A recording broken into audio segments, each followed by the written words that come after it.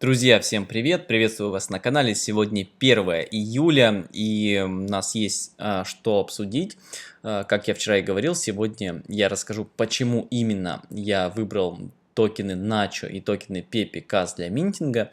Но сначала хочу сказать вам, что со вчера Каспа, все-таки, как мы с вами и планировали, да, как я здесь говорил, что она опустилась с all-time high по цене то есть с 19 800 центов до в данный момент до 18 центов. И вот она тут немножко сегодня просаживалась до 17 700 центов.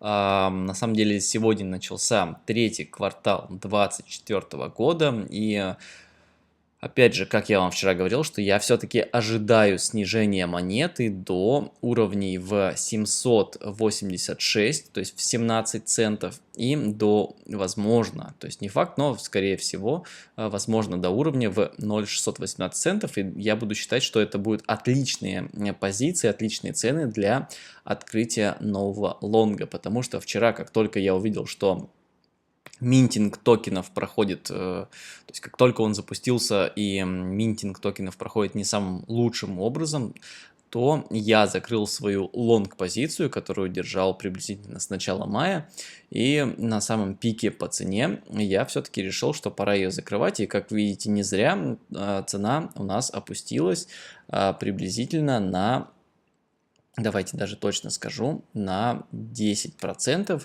Но я все-таки думаю, что мы еще увидим эти цены там, да, порядка 17 центов и, возможно, даже ниже, но посмотрим, как вообще покажет себя ситуация, посмотрим, когда именно перезапустится протокол Casplex, потому что вот буквально сегодня официальный аккаунт Casplex в Твиттере, ну, в той же соцсети X, сказал о том, что они пока что выключают открытое бета-тестирование для устранения всех ошибок. А ошибки были такие, что вчера, когда много людей попытались заминтить свои токены, у них просто не получилось это сделать. И в первую очередь это было связано с тем, что в закрытом бета-тестировании все это проводилось на 10 блоков в секунду в тестнет сети Каспы, а в открытом бета-тестировании вчера это проводилось на сети, которая работает со скоростью 1 блок в секунду, вследствие чего мы увидели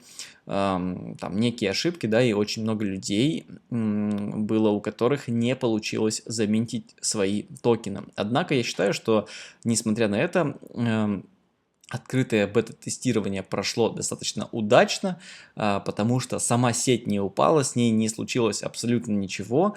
И вчера мы увидели, что количество транзакций в секунду достигало скоростей даже в 50 и более транзакций в секунду, что, безусловно, хорошо, особенно для сети, которая работает со скоростью 1 блок в секунду, хотя в тестовой сети, я напомню, что тестирование производилось со скоростью 10 блоков в секунду. Ну и, конечно же, я обещал вам вчера рассказать о том, какие токены и почему именно их я выбрал. И первый токен, о котором я вам сейчас расскажу, это токен Nacho. Nacho – это токен, который, как указано на их официальном сайте, вдохновлен котом, то есть питомцем одного из разработчиков Каспы, Шая Выборгского, и так зовут его кота. То есть его кота зовут Nacho, и почему именно меня вдохновил, не вдохновил, а почему я обратил внимание на этот токен? Во-первых, потому что у него полностью справедливый запуск, то есть отсутствуют какие-либо преаллокации и предпродажи, что значит, что мы сможем абсолютно справедливо заминтить данный токен, и это позволит данному токену расти только за счет развития внутренней экосистемы и за счет тех, кто уже знает Каспу, за счет тех, кто в данный момент в нее инвестирует, в нее верит, и поэтому данный токен будет являться наименее манипулятивным, потому что не будет никаких фондов, крупных держателей или самой команды, которая сможет каким-либо образом распродавать данный токен, либо да, удерживать его там, большинство его эмиссий, за счет чего влиять каким-то сильным образом на цену данного токена. Но опять же повторюсь, что любые мемкоины не имеют под собой какой-либо цели, то есть это просто такой вот вид азарта, так скажем, в который вы можете попытаться инвестировать для того, чтобы получить какие-либо иксы на этом как-то заработать, либо же просто поразвлекаться и проверить, как работает сеть и что из этого в принципе может получиться. И опять же повторюсь, что я инвестировал в данный токен, причем совсем небольшую сумму. У меня была в другом токене на одной из бирж сумма там порядка $24, и я просто подумал о том, что, ну, во-первых, я не хотел продавать свои монеты из своего портфеля, а во-вторых, я просто хотел поменять тот токен, который у меня есть, который я считаю бесполезным, на те токены, за которыми мне будет интересно наблюдать, в том числе делать контент для вас здесь на канале, о которых мне будет интереснее гораздо рассказывать. И поэтому я выбрал один из токенов, именно Nacho, потому что, ну, как я и сказал ранее, у него есть полностью справедливый запуск. Это значит, что почти все токены можно будет абсолютно честным путем заминтить, и только за счет комьюнити он будет развиваться. А будет ли он развиваться или нет, конечно же, как всегда, покажет лишь время. И второй токен, который я для себя выбрал, это Pepe Cas. Да? Как вы знаете, Pepe есть такой мем-токен, который, кстати говоря, в общем списке CoinMarketCap находится даже выше, чем Caspa, с общей капитализацией на данный момент в 4,8 миллиарда долларов. То есть мем-коины имеют, так скажем, некую популярность. И вот поскольку Pepe, в принципе, достаточно популярный токен, я обратил на него свое внимание. Но важно сказать, что кроме того, что Pepe Coin, в принципе, популярный токен. Почему я обратил на него свое внимание для минтинга на Каспе? Это потому что у данного проекта достаточно интересная дорожная карта. То есть проекту есть куда развиваться, есть к чему стремиться. И в частности, у данного проекта мы видим, что будет запущена мобильная игра по типу тех тапалок и тех кликеров в Телеграме, которые сейчас набирают свою популярность, да, такие как Notcoin, Bloom, Hot Near Wallet и так далее и тому подобное. То есть, если мы увидим, ну или точнее, когда мы увидим данную игру в Телеграме, которая будет вознаграждать своих пользователей путем раздачи и распределения токенов Pepe Cas, это будет достаточно интересным опытом, и о котором я обязательно расскажу, поделюсь здесь с вами, и мы увидим вообще, получится у команды разработчиков это сделать или нет. Но из всех мем-коинов, которые выпускались, да, о которых было сказано на Каспе, вот один из них я выбрал для себя. Вот данный коин — это Pepe Cas, да, в частности, потому что у него достаточно интересная дорожная карта, которая включает в себя ту же самую игру в Телеграме. Ну и кроме того, разработчики обещают нам реализацию NFT коллекций, и у него, то есть у Pepe Cas, достаточно неплохая токеномика для мемкоина. Опять же, 50% будет распределено через эту самую игру в Телеграме. Всего лишь 15% будет потрачено на листинг и на ликвидность, что в принципе на самом деле не так много, и возможно в какой-то степени хотелось бы больше. И вот что меня, конечно, смущает в данном токене, это всего лишь 5% выделено под минтинг, да, который происходил вчера. И я не знаю, насколько это маленькая сумма с учетом того, как будет развиваться проект, но в принципе почему бы нет, особенно учитывая то, что лично я потратил на это, опять же, тот свой мемкоин, который у меня был, который мне стал неинтересен, и развития которого дальнейшего я просто-напросто не вижу. Я просто заменил его на более интересный для себя инструмент, да, на мемкоин, такой как Pepe Cas. 10% будет потрачено на маркетинг, 10% остается у разработчиков и еще 5% будет распределено для экосистемы, что бы это ни значило. И поскольку сегодня у нас 1 июля, это значит, что начался третий квартал, и вот как мы видим, что в третьем квартале будет NFT-коллекция, разработка игровых механик, реализация, то есть выход самой NFT-коллекции, но уже не на KRC-20, а на KRC-721, запуск игры в бета-версии, airdrop для бета-тестеров и для амбассадоров, ну и другие подобные активности. И если смотреть дальше по дорожной карте, то запуск второй NFT коллекции будет происходить в 4-м квартале 2024 года, обновление игры, видимо, какие-то распределения призов с этой игры будет происходить уже в 4-м квартале. Также в 4-м квартале команда разработчиков мем-токена PepeCas планирует листинг на централизованных биржах.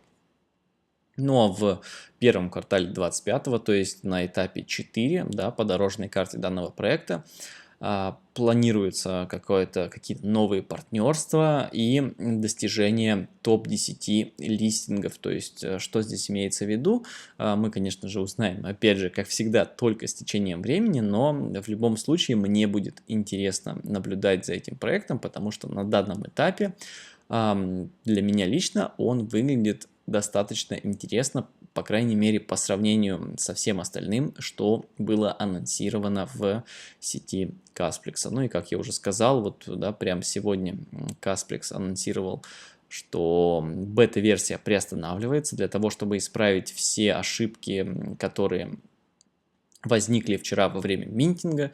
Да, опять же повторюсь, что много людей не смогли получить свои токены, но также сегодня мне бы хотелось сравнить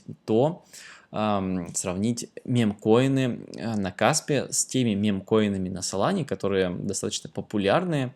Да, вот опять же PepeCas он сделан не на Solana, точнее не PepeCas, а просто Pepe мемкоин сделан не на Solana, но вот поскольку Solana является одним из таких блокчейнов, на которых сейчас очень много мемкоинов выходит, на которых просто какой-то гигантский сумасшедший объем, который достигает там ежедневного объема торгов порядка 1 миллиарда долларов. И давайте вот для примера мы возьмем такой мемкоин на Solana, как Dogs, собака со шляпой, Dog with Head, который за все время, а это значит, что с начала, там, точнее, с конца 2023 года, он достиг капитализации давайте посмотрим точно, текущая капитализация составляет порядка 500 миллионов долларов, и в общем и целом данный токен вырос на 1280%. Да, и даже вложения в 10 долларов могли принести какую-то более-менее сумму для тех же инвестиций, например, в ту же Каспу, да, если мы говорим про Каспу и сравниваем, например, с токеном Pepe или с токеном Nacho. И да, эта сумма небольшая, но не нужно забывать о том, какую сумму вы инвестируете первоначально, это тоже очень важно. Но вот лично для себя я занял такую позицию, что я не готов расставаться со своими монетами Каспы, но я готов поменять какое-то ненужное там минимальное количество токенов, да, те же 24 доллара, которые мне не жалко, на какой-то другой проект, который, может быть, пойдет, а может быть и не пойдет, для того, чтобы просто посмотреть, как это будет работать и заминтить данные токены до их листинга на биржах. И второй проект, который я бы хотел сравнить, это токен Bonk, который, кстати говоря, за все время своего существования начал он появляться на биржах, да, там приблизительно 31 декабря 2022 года, и это в принципе небольшой срок, но вот если мы посмотрим на то, с того момента, когда он начал в принципе расти, это октябрь 2023 года, и за это время данный токен вырос на 21 тысячу процентов. И давайте мы откроем калькулятор и предположим, что инвестировав там те же $10 ради просто интереса, можно было бы получить на данном токене порядка $2100. $2100 это та же сумма, которую можно продолжить инвестировать, либо же просто вывести и потратить на себя любимого в каких-то других целях. Но для этого, я считаю, и нужны мемкоины для каких-то манипуляций, для какой-то удачи и для простого развлечения на рынке, потому что под собой они не несут ничего конкретного. Это полностью манипулятивные проекты, но если я для себя вижу, да, например, вот опять же те же токены Nacho, которые полностью справедливо запущены, или токен PPCAS, который для меня является проектом, у которого есть некое будущее с каким-то развитием, то почему бы и не инвестировать в них в данном случае, да, в моем случае те же $20. Ну и что касается Каспы, да, повторюсь, что в данный момент я жду все-таки целей в 17 и в 15 центов для того, чтобы открыть новую позицию на лонг. Если мы не достигнем этого диапазона, этих целей, то, конечно же, я буду пересматривать свою стратегию, свои планы, но вот в данный момент ощущение такое, что мы еще увидим эти цены. И почему я так считаю? Во-первых, потому что мы, я думаю, в ближайшие несколько дней все-таки будем опускаться, потому что протокол Kaspex в данный момент приостановлен, то есть открытое бета-тестирование приостановленное, значит, что это такой некий фат на рынке. И кроме того, не нужно забывать о том, как весь крипторынок может повлиять на цену. То есть если биткоин, эфириум, ETF, да, одобрение которого вот не так давно вроде как бы и случилось, об этом писали большинство новостных ресурсов, о том, что все, эфир, ETF одобрен, сейчас рынок пойдет наверх, но вот если вы были подписаны на мой канал или на мой приватный телеграм-канал, в котором я говорил, что одобрение не случится, и так оно и получилось. За все это время мы до сих пор не увидели одобрения спотового эфириум ETF по неким причинам, о которых мы сегодня, конечно же, говорить подробно не будем, но вот такой вот сентимент на рынке, который сейчас присутствует, позволяет мне сделать вывод о том, что мы все-таки еще увидим данные ценовые диапазоны, на которых, повторюсь, я буду рассматривать для себя позицию для открытия нового лонга. Потому что вчера, когда я увидел, что там, в первые минуты запуска протокола Kaspex я не могу спокойно зайти и заменить токены, я все-таки решил для себя, что пора закрывать свою лонг-позицию, забирать прибыль в размере 600%, да, там 590%, по-моему, составляла моя лонг-позиция, профит, и я понял, что для себя, опять же, понял, что можно закрыть эту позицию и на время сохранить данные средства и дождаться открытия новой лонг-позиции, чтобы не оставаться полностью в трейде. Но повторюсь, что торговля на фьючерсах может нести и не может, а точно несет в себе некие риски, к которым, если вы не знаете, не готовы или не обладаете достаточной информацией, лучше вообще не начинать это дело и не заходить в позиции, не торговать, потому что большинство людей, торгуя на фьючерсах, так или иначе теряет свой депозит, и при отсутствии опыта все-таки лучше просто ежемесячно, да, или там ежеквартально усреднять свой портфель на споте, и тогда с течением определенного продолжительности времени, там, с течением года либо 2 лет, вы сможете заработать значимые для себя проценты. Именно так я поступаю, и именно так я считаю. Ну а торговля на фьючерсах в данном случае лишь дополнительный инструмент, который позволяет протестировать то самое прогнозирование и те теории, которые у меня есть. И пока что, вот как мы видим, да, опять же, с начала мая мы находимся в том самом параллельном восходящем канале, который и позволил заработать те самые там, 600, порядка 600% на данном трейде. Вот. Ну а на этом у меня на сегодня все. Подписывайтесь на канал, если видео было интересным. Обязательно пишите в комментариях, успели ли вы заминтить свои токены. Вообще, планировали ли вы это делать или планируете ли это делать в будущем. Как вы относитесь к мем-токенам и что считаете касаемо как раз-таки протокола Casplex и мем-токенов на Каспе.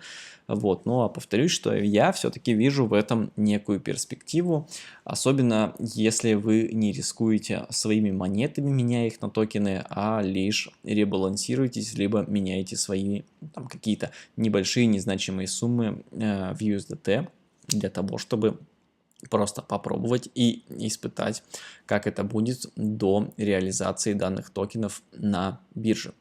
Но всем желаю хорошего дня, желаю хорошей недели, да, то есть неделя только начинается, и я думаю, что вот как раз-таки в течение этой недели мы сможем дойти до вот этих вот уровней, ну, по крайней мере, до уровня в 0,786 по Фибоначчи. Вот, ну, а теперь на этом на сегодня уже точно все. Всем пока!